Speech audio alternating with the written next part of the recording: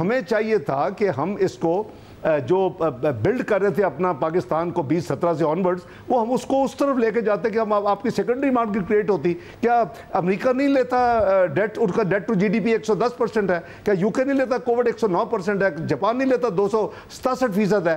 بھئی انہوں نے اپنی سیکنڈری مارکیٹس ڈیولپ کی ہوئی ہیں. انہوں کو پیسے چاہیے ہوتے ہیں، وہ اپنا پیپر سوورن پیپر مارکیٹ میں ڈالتے ہیں، پیسے مل جاتے ہیں. ان کو نہیں چاہیے کہ X Y Z multilateral کے پاس جا کے اور ان کی کنڈیشنز اپنے عوام کے اوپر تھوپیں. وہ اپنی مرضی سے اپنے معاملات کو چلاتے ہیں.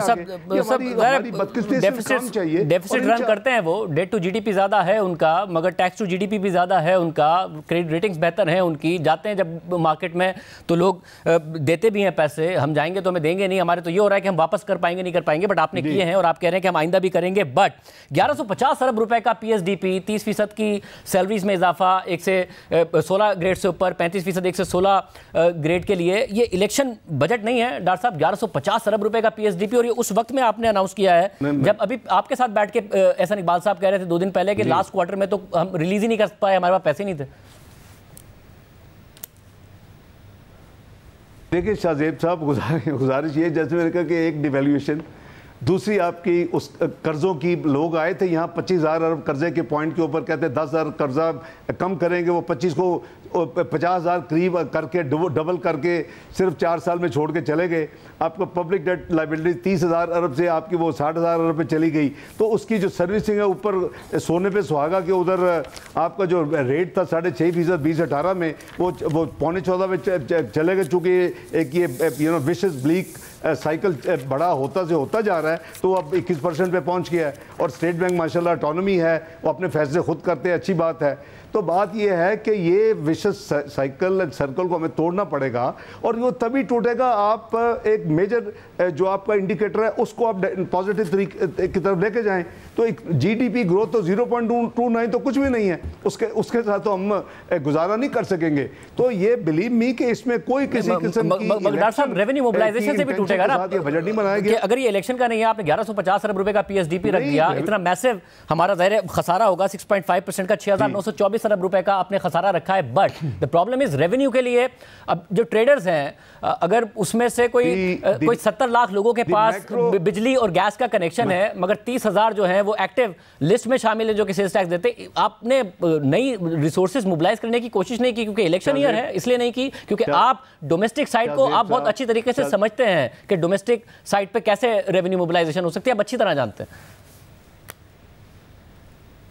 شاہ زیب صاحب، میں یہ عرض کروں گا کہ یہ سارے میکرو اکنامک انڈیکیٹرز کا جو نیٹ رزلٹ ہے، جو آپ نے سب گنوائے، آمدنی بھی اور اخراجات بھی، آپ نے یہ نہیں گنوایا کہ ہم نے نان ٹیکس ریونیو میں بہت بڑی ایک جمپ ایک پروجیکٹ کی ہے، اور وہ بڑی ڈاکومنٹڈ، وہ بھی آئی ایم سے شیئر ہو چکی ہے.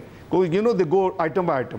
تو اس میں جو آپ کا فسکل ڈیفیسٹ ہے وہ 7% سے 6.54% پہ جا رہا ہے. تو اگر آپ کی 3.5% گروتھ بیٹھے تو نہیں ہوگی. آپ اس کو نہیں کریں گے تو obviously if you don't invest، ساری دنیا میں ترقیاتی اخراجات سے اور پھر جو پرائیویٹ سیکٹر مل کے آپ اپنے ملک کی گروتھ کو آگے لے کے جاتے ہیں. گروتھ ہوگی، نوکریاں ملیں گی، نوکریاں ہوگی تو آپ کی انفلیشن کم ہوگی، انفلیشن کم ہوگی، اور آپ کے میکرو اکنامک انڈیکیٹرز، اور یہ پازیٹیو سائیکل شروع ہو جائے گا. آپ کے ریٹ کم ہو جائیں گے انٹرسٹ سے، اس کے آپ کا ڈیٹ سروسنگ کم ہوگی. یہ ہم نے کسی پوائنٹ سے تو شروع کرنا ہے نا.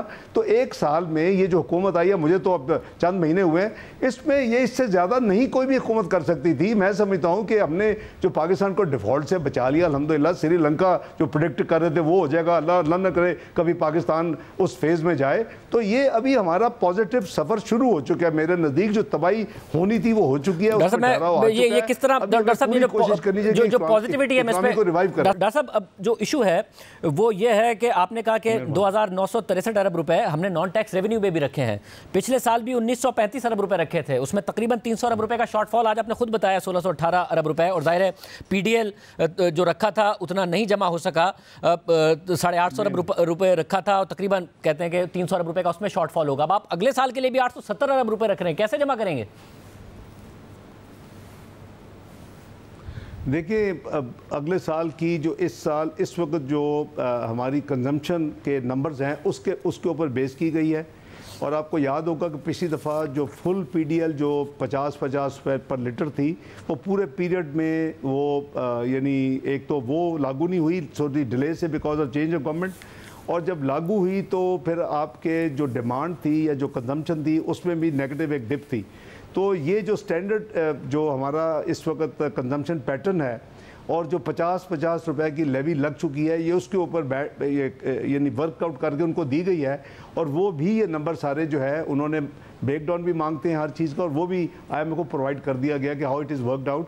اسی طرح اسٹیٹ بینک کے جو پروفٹس ہیں وہ اس سال وہ 6 مہینے کے تھے، اگلے سال وہ پورے سال کے ہیں. وہ آبویسلی یہ جو ہمارا اتنا بڑا انٹرسٹ دیتے ہیں، یہ بیسیکلی جو state bank O M O کرتا ہے اپنا کمرشل بینکس کو دیتا ہے، پھر وہ ہمیں دیتے ہیں، ہم ان کو دیتے ہیں، پھر وہ سائیکل ہو کے ان کے پاس آتا ہے.